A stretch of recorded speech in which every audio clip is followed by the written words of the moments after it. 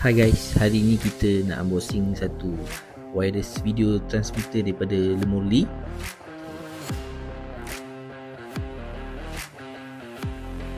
Okay, ini dia punya transmitter dengan receiver sekali dengan dia punya kabel USB.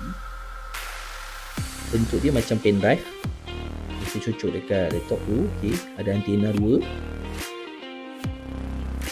Ok, sekarang saya try cocok daripada iPad so masuk ke saya punya monitor. Ok, nampak smooth je. Ok, ni saya buka Netflix. Okay, sekarang ni saya tengah testing. Itu saya pergi bawa ke ruang tamu dan bilik sebelah untuk kita test jarak wireless transmitter ni tanpa menggunakan kabel HDMI yang panjang. Kita boleh transmit video menggunakan dua benda ini saja.